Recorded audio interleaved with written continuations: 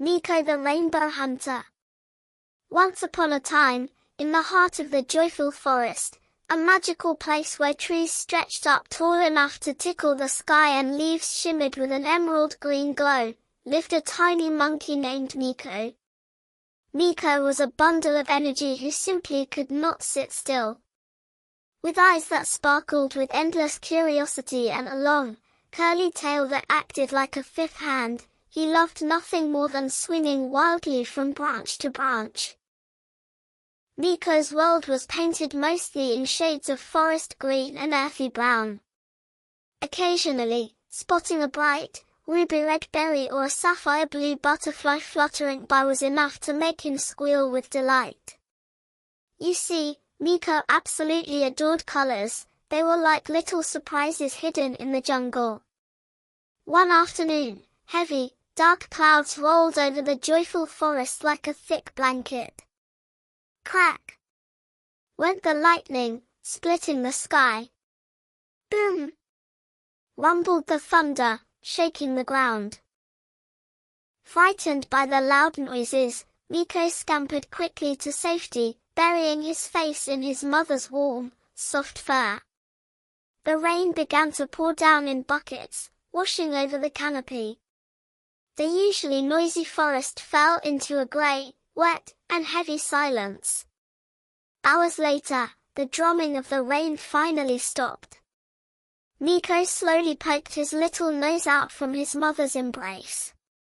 The air was filled with the rich, fresh scent of wet earth and washed leaves.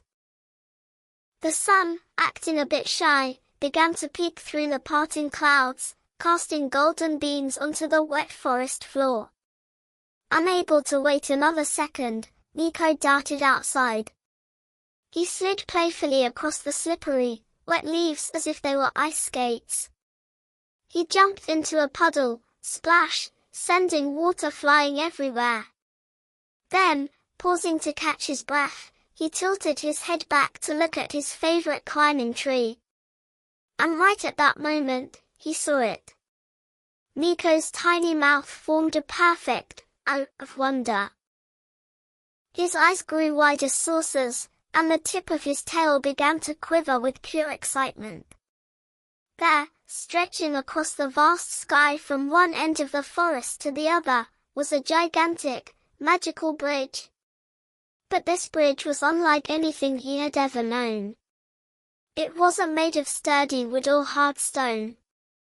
It looked as if it were woven from pure, shimmering light. "Mom! Mom, look up!" Miko squeaked loudly.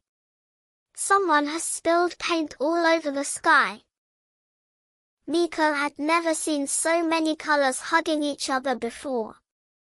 On the very outer edge was a bright red, just like his favorite juicy berries. Right next to it was a warm orange, then a yellow as bright as the noon sun, followed by lush green, deep blue, and finally a violet as deep as the night sky. Miko bounced up and down. "It must be a slide," he chirped. "A giant, colorful slide for the clouds." He wanted desperately to touch this magnificent ribbon of light. He wanted to taste it. Did the red part taste like sweet strawberries? Did the yellow taste like ripe bananas? Driven by curiosity, Miko scrambled up the tallest tree nearby. He climbed higher and higher, past the birds' nests, until he reached the very thinnest branches at the top. The wind tickled his ears. "Now I've got you, colorful bridge," Miko announced, stretching his little arm out toward the sky. But his fingers grasped only empty air. The rainbow was still there, smiling down at him, but it remained just out of reach. No matter how high he jumped, the colors stayed a step away. Miko pouted, his shoulders slumping in disappointment. Just then, a soft whoosh of wings was heard, and Wise Owl Hoot landed beside him. "What are you trying to catch, little Miko?" the owl asked in his deep, rumbling voice. Miko pointed a trembling finger at the sky. That ribbon of fruit. But it keeps running away from me. Wise Owl Hoot chuckled softly. Ah, Miko, he cooed. That is not fruit. That is a rainbow. A rainbow? Miko asked, tilting his head. What is that? Hoot ruffled his feathers. When the sun comes out to say hello after the rain, its light dances with the tiny water droplets in the air. That is when these magic colors appear. It is a gift from the sky to our eyes. You cannot hold it, you cannot put it in your pocket, and you certainly cannot eat it. Miko looked at the rainbow again. Now, it seemed even more magical than before. So, what can I do?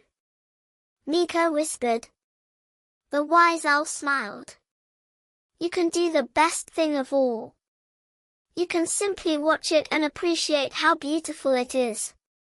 Some beautiful things are not meant to be owned, Miko. They are meant to be admired.